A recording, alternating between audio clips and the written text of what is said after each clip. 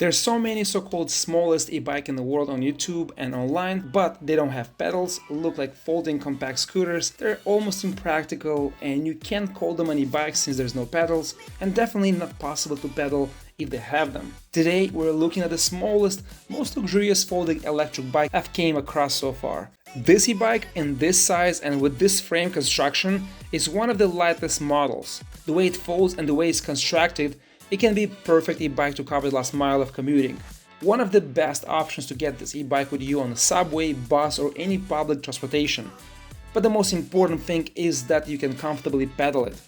I'm 6'3" and 220 pounds and I still have room to stretch my legs, and I can ride this bike for over 15 miles in range and not feel any pain and discomfort. If you look closely, there are a lot of cool features that you will not see in other e-bikes, especially at this size. One-piece unibody frame, light magnesium alloy, smooth surfaces, stronger than a regular frame, you won't see any welds here, really nicely done. The bike folds so compact and it is so easy to roll in and out of the building, any public space, it's just so comfortable.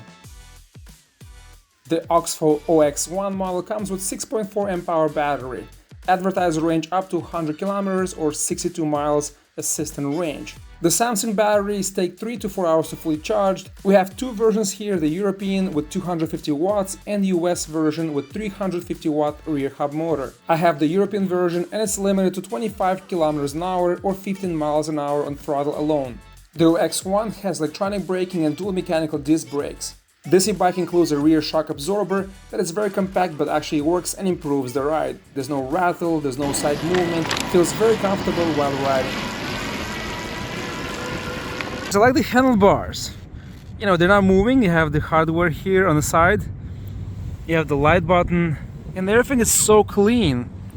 You can open this lever here and adjust the angle, mechanical disc brakes, we have ring bell here in the front, and everything is nicely, wrapped here, very clean, and it is going back into the stem right there. The small screen, easy to read in sunlight, and we have here on off, and we have other specs that get the majority of electric bikes. There's things like distance, time, and here we have eco, mid and high, and the throttle right here. Very nice throttle, everything is so nicely done, guys, and very compact. And look here, cables are going inside the stem and they're coming out right here. We have this rubber spacer here, folding mechanism. A light is actually very small but so bright, and I'll show you when it gets darker.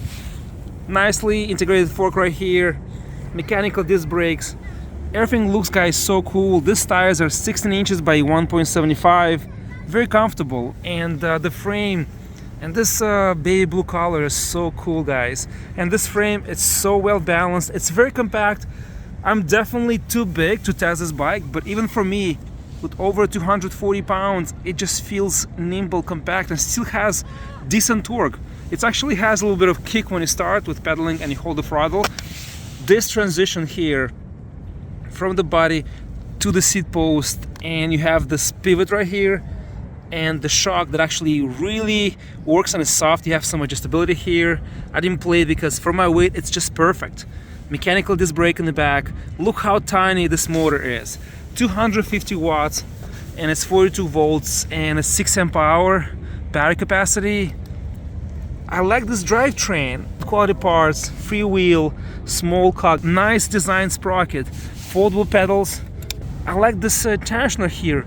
The drive is so well done, guys. I really like this bike. Not super comfortable, but considering the super compact size and the design, and I'm able to pedal and almost full extend my legs and reach faster speeds that you cannot get with any other so-called smallest electric folding bikes in the world that you see on YouTube. Performance, it's impressive. And take a look at this clip that I took here against the Brompton, which is a very popular brand bike. Yeah, they're size-wise, they're almost the same. Yeah, yours is much lighter. Okay, try to go as fast as you can. Boy. Come on, let's go, come on, let's go. Faster. Boy. Okay, I'm picking up speed. Red light, careful. Let's go. Come on, let's go. I don't want to kill you. Go. Yeah, this is the advantage of having electric. Oh, boy. It's light? Even with the battery, it's light. Yeah. Oh, is it light? I think it's light. How does it feel compared to yours? I have a bag, so it's even heavier, but probably comparable. But yours has a battery. Yeah. Yeah, the ones that come with battery, they're heavier. Heavier. They're very similar size, yeah. That's the kickstand. Oh, that's a kickstand. Very cool. Very nice, very nice.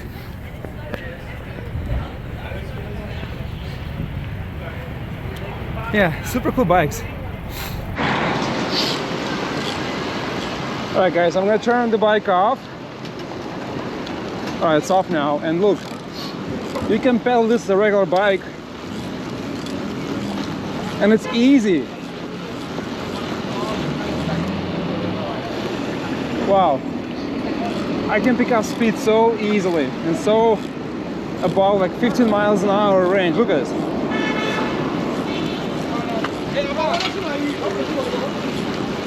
Yeah, red lights I cannot go, but this is impressive.